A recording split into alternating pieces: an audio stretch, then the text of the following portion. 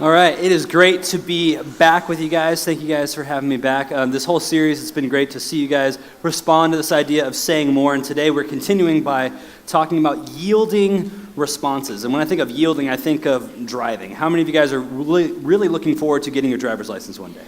Yeah. So for those of you who didn't raise your hand, you're just like, no, the bus. I'm taking the bus for me. Well, this is my face. When I was learning how to drive, my dad and my mom, they're both yelling different things at me. It's very frustrating, and you're going to find this is like a rite of passage for all kids, really. All the high schoolers kind of dealt with this too, that your parents are just going to yell at you, and you're just going to have to live with it. But just like that, in life, there are so many voices coming at you. And sometimes one side is saying one thing, and one time another side is going to say another thing. You have to decide what to do, because life is a bunch of forks in the road. It means you can either go one way or you can go another. And we have to decide how to navigate, how to do the right thing. Today we're going to see how to yield and navigate those conversations. First thing that I want to let you guys know, though, is that people are going to want to run you over. So don't get run over. In conversations, a lot of the times, there's certain people who just want to run you over with their opinions, run you over by what they think, and not allow you to say anything. So sometimes you need to yield, which means to kind of stop and be cautious when oncoming traffic is really bad. Like if you're going on a street and you just see lots of traffic coming at you that looks really bad, you're going to want to avoid that.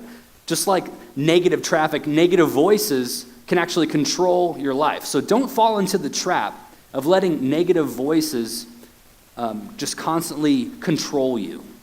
That is a hard trap to be in. That's a trap that a lot of ourselves find us in. I know that there were times in high school and junior high where I felt like that, where I didn't actually have a voice.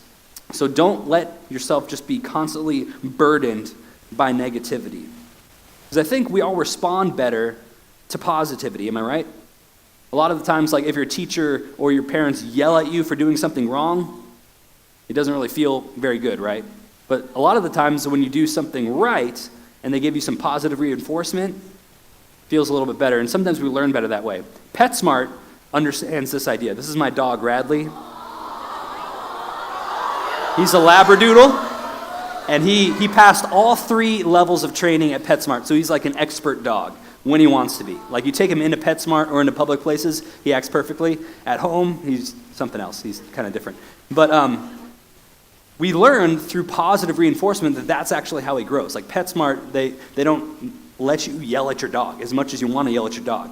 That doesn't work. Dogs don't understand English a lot of the times. So they understand the tone of our voice. Yelling does nothing. You've seen that person walk their dog around your street, right? They're like, come on, no, what are you doing? No, don't do that. Like your dog doesn't understand what you're saying. It understands the tone of what you're saying. So positive reinforcement works for dogs. Why can't it work for us? I think that negativity stalls your ability to grow and learn. And so there are certain types of people that we need to avoid in order to go the straight path in life. Here are some people. Gossipers. Gossipers are people that you just need to let that car go. These are the people with road rage, right? All the ones that I'm about to mention. These are the people that, don't get in their way because they might crash into you or run you over. Gossipers. That spreads like wildfire. Some of you guys may have been victims of gossip. Some of you guys are great at spreading gossip. That is a horrible and destructive thing to do. So gossip, avoid that. Judgers, people who are just overly judgy. They like to point the finger at others rather than pointing the finger at themselves. And so what you guys need to do is, after a while, maybe just avoid those people because that negativity is going to destroy a lot of your relationships. Another one, complainers. We're guilty of this a lot. And I know that you guys have a lot going on in your life. That just means that there's a lot more to complain about, right? That's still not an excuse. So complainers, these are people that constantly speak negativity. They think that their way is best, or they just think that everybody else is wrong. Excuses, people who just constantly make excuses. You don't want to be around these types of people because what happens? You start making excuses too. Like, well, I guess it's not that bad, or, well, if only this happened, I'd be able to do this. That's not a great way to live and navigate our conversations. And the last one might not seem that dangerous, but it's very dangerous. It's appeasing, being a people pleaser, just saying what people want to hear. That is a fake way to live. And we are called to so much more than that. People-pleasing is not a great way to live your life. So take the time to navigate your conversations. Don't get bogged up in this idea of negativity. Don't listen to the negativity. Don't let it control your life, because that is something that will destroy all of your relationships. So not only are we supposed to avoid the negative voices in our life, but we actually have to be confident in the opinions that we have to be able to say with confidence the things that we need to say. So we talked about not being run over, but next we have to talk about driving confidently. When you do get your driver's license and you're driving, they're going to talk about being a cautious driver, but being aggressive when you need to be aggressive.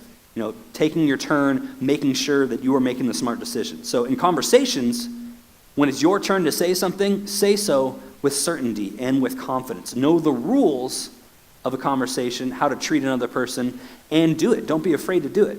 Overly cautious people is really damaging.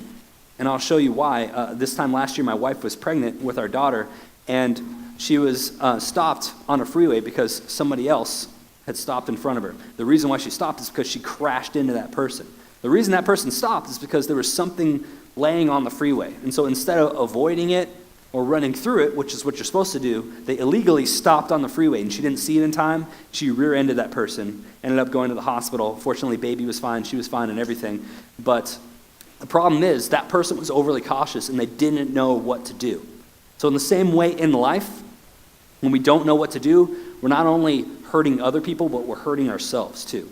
So we have to know the rules and go with confidence. But confidence and knowledge kind of have to go together. You have to know what to do, but you have to do it confidently. You can't just be confident, like, I'm sure a lot of you guys are probably confident taking a test. And like, yeah, I'm going to ace this thing, even though you don't have the knowledge. And guess what happens? Sometimes you get C's and D's, or you fail. Like me, my older sister, when I was getting my driver's test, my older sister told me, you don't need to study for your driver's test. Like, it's pretty common sense questions. I'm like, okay, cool. And so we spend like all day at the DMV, and I finally get to take the test, and I'm very confident. First question on the test, how many feet behind an emergency vehicle are you supposed to be? And I'm like, I don't know. And so, long story short, I failed that test, and my dad was really mad because we spent like all day sitting at the DMV. So, as a side note, when you guys take the time to like study for your permit test, actually look at the book, study it, know what to do. So confidence and knowledge have to go together. You can't have one without the other. That's what we have to do. But sometimes we just use excuses. And here are some of the excuses that we use that cause us to stop and stall, that we need to move past. Number one is embarrassment. A lot of the times we just feel embarrassed that when we need to speak up in a conversation or tell somebody that maybe what they're doing is a problem, that we just feel like we're going to be stupid or something, or that people are going to make fun of us. Don't be that person. Intimidation, it kind of builds off of that too. You guys are not too young to speak the truth in love to somebody, even if they're an adult. Don't be afraid to call somebody out when they are being dumb. Now, if it's your parents, definitely respect them as you're saying it, but have good conversations. Don't be intimidated. Conformity. This is another reason why some of you guys don't speak up. It's because you just want to go with the flow. You just think everything's okay. You don't want to cause any trouble. Well, not wanting to cause trouble is going to create trouble for you. It'll find you eventually. And then laziness. I think this is something we can all probably, from time to time, we're all lazy. I mean, who in this room will admit to being lazy sometimes? Yeah. I mean, that's all of us, right? For the most of us. The people that didn't raise their hand are like taking notes, like, no, that's not me. But a lot of the times we don't want to lose that comfort zone. But you guys need to be comfortable with being uncomfortable, as weird as that sounds. You need to learn how to be uncomfortable in certain situations, but be comfortable with that uncomfortableness, if that made any sense. So take the time to navigate your conversations, say what you need to say, because you never know how it's going to affect somebody's life. You guys need to be the generation that stands up, that speaks up, that allows opinions and yields responses. You guys have the power to speak that truth in love. So don't let people run you over, and go do what you need to do. Peace out.